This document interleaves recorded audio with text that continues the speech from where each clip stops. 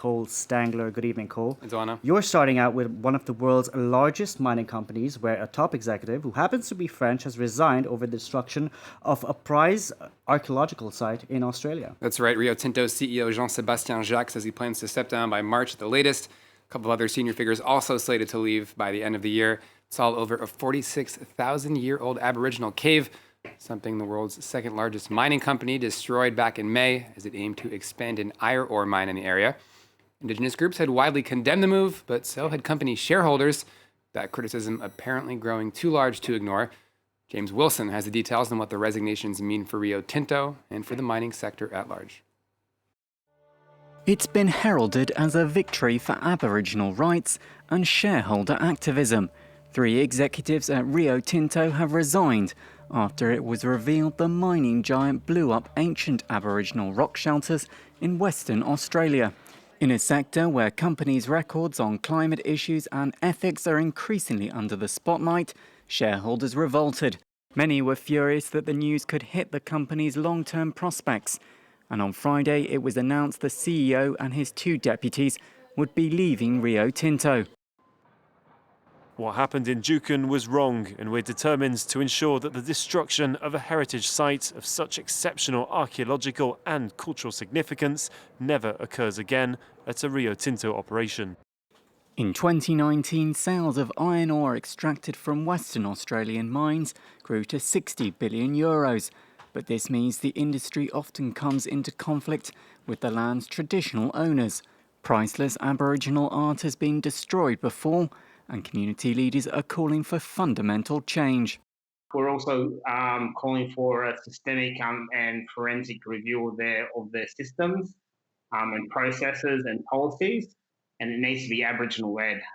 I've been talking to a lot of mining companies of recent time, and everyone that I talk to is non-Aboriginal and they're doing, Aboriginal business. So it needs to be Aboriginal-led, and we need change.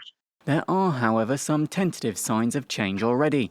In June, Rio Tinto's rival BHP announced it was pausing the expansion of a mine in order to consult with Aboriginal leaders on how best to preserve Indigenous works of art in the area. Now, trade talks may be going rough with the European Union, but it hasn't stopped Britain from making other agreements. Earlier in the day, the UK and Japan celebrated a new trade pact. London says it'll boost exchange between the two by more than €16 billion, even if it largely replicates the existing deal between the EU and Japan. Either way, the British government is celebrating the agreement. The country's highest-ranking trade official called it, quote, a historic moment. For Britain, this agreement is a sign and a signal that we are back as an independent trading nation. When we left the EU, we did so on the promise of looking far beyond our own shores and striking comprehensive trade deals with like-minded friends and allies. This deal is testament to that vision and ambition. It's our first deal as an independent trading nation and offers a glimpse of what we can achieve outside the EU. Let's take a look now at the day's trading action. It's a mixed bag on the European markets to close out the week. Shares on the FTSE up there nearly 0.5%, as you can see. Slight gains on the CAC 40 here in Paris, but some slight losses on the DAX. Investors trying to make sense of the growing tensions over that post-Brexit trade agreement. Shares on Wall Street, meanwhile, all in negative territory at the moment. So you see the Dow Jones down 0.2%. The tech-heavy NASDAQ with some heavy losses there, nearing 1.6%. It's on track now for its worst week since March. Now, earlier today, Eurozone finance ministers met in Berlin. They emphasized their commitment to fiscal stimulus, including the EU's landmark €750 billion recovery package. The head of the European Central Bank was also there with a message. Even if economies are rebounding slowly, governments should not become complacent.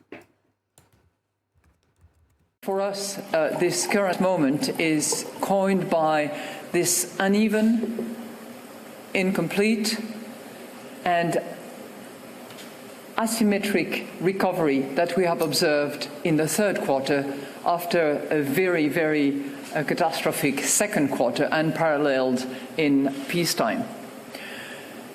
Second, I would observe that it is surrounded by a lot of uncertainty. And finally, to the U.S., where the National Football League has kicked off a football season like no other. It's also one shaping up to be a lot less profitable than usual. According to the Wall Street Journal, NFL revenue could drop some by as much as $4 billion this year. It's about a quarter of the usual revenue for the league, the most profitable sports league on the planet. Of course, Delano, the drop linked above all to the decline in spectators. Some teams allowing fans into the stadium, but maybe not the best time to be going to a football game, so you can kind of understand that as well. Indeed, Cole, thank you very much for that. Cole Sangler with today's business news.